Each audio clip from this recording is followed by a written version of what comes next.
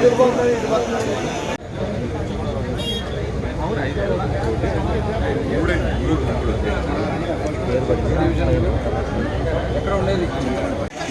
గారు, కొండ గారు అందరం కాదు స్టార్ట్ చేసేద్దాం. ఇటు వచ్చేద్దాం. అర్జీదారులు మాత్రం ఇక్కడ ఉంటారు. వచ్చేయండి ప్లీజ్.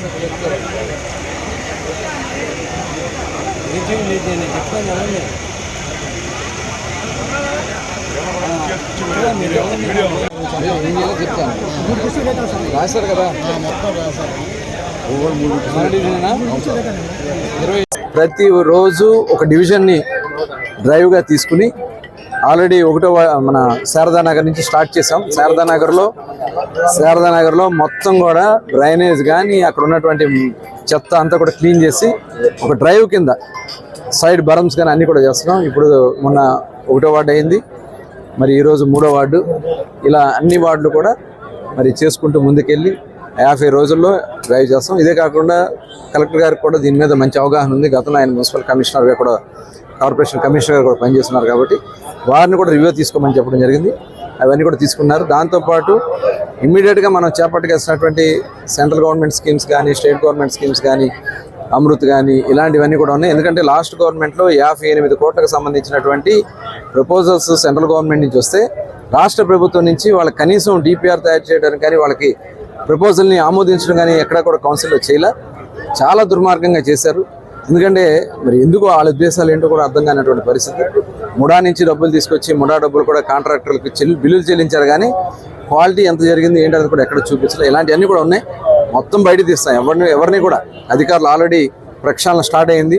ఒక్కొక్క అధికారుల మీద చట్టపరంగా వాళ్ళ మీద చర్యలు తీసుకున్నాం. ఇంకా చాలామంది ఉన్నారు, వాళ్ళ మీద కూడా చర్యలు తీసుకుని స్వచ్ఛమైన పరిపాలన అందించబడతాం. ఈరోజు మచిలీపట్నం నియోజకవర్గంలో ప్రజా సమస్యలు తెలుసుకునే దానికోసం ప్రజా దర్బార్ కార్యక్రమాన్ని ప్రారంభించడం జరిగింది.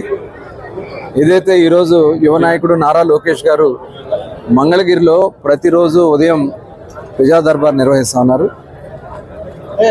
ప్రతిరోజు డివిజన్లో పర్యటనలు చేసుకుంటూ వారానికి ఒకరోజు ఉదయం 8 గంటల నుంచి మధ్యాహ్నం 12 గంటల వరకు ప్రజలకి పూర్తిగా అందుబాటులో ఉంటూ వాళ్ళు సమస్యలన్నీ కూడా గ్రీవెన్స్ అంతా కూడా తీసుకుని దానికి సంబంధించినటువంటి సమస్యల పరిష్కారం చేయడం కోసం మరి అధికారుల దృష్టి తీసుకెళ్లే కార్యక్రమంలో భాగంగానే ఈ ప్రజా దర్బార్ని నిర్వహించుకుంటా ఉన్నాం.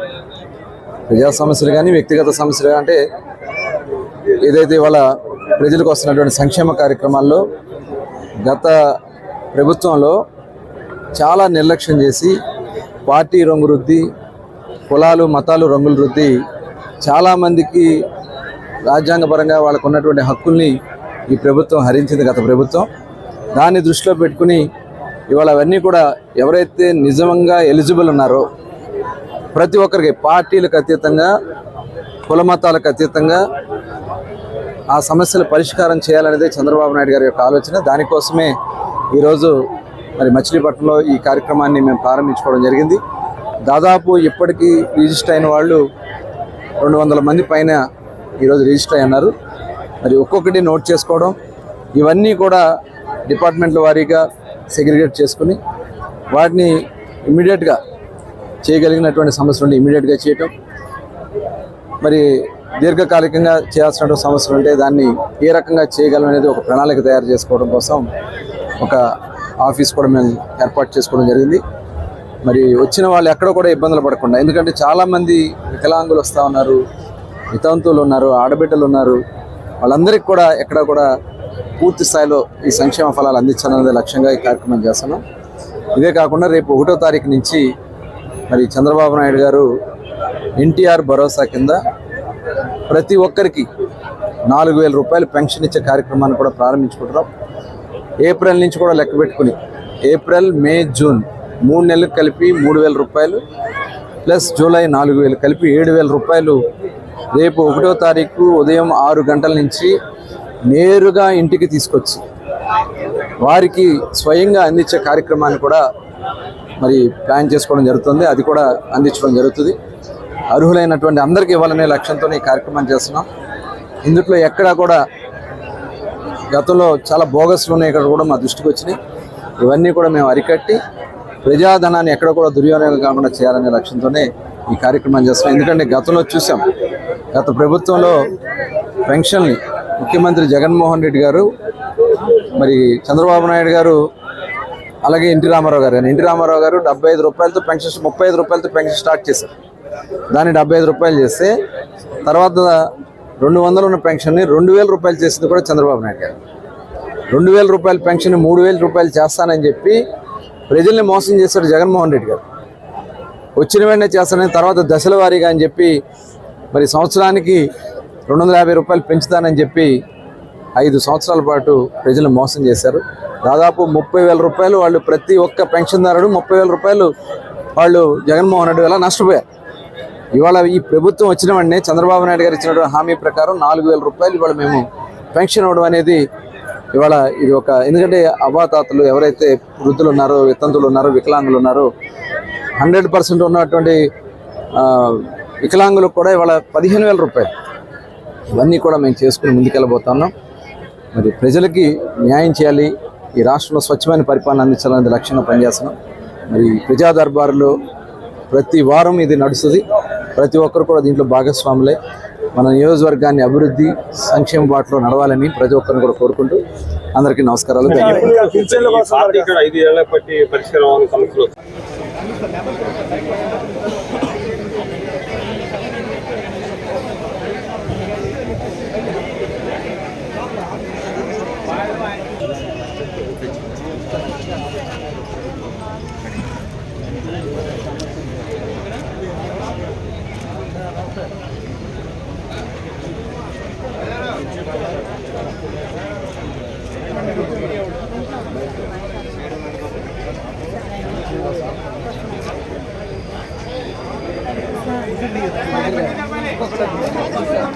దయచేసి ఎవరు కూడా అన్నిదా భావించొద్దు. వేడంగా ఉంటే అందరికీ తీసుకుంటారు.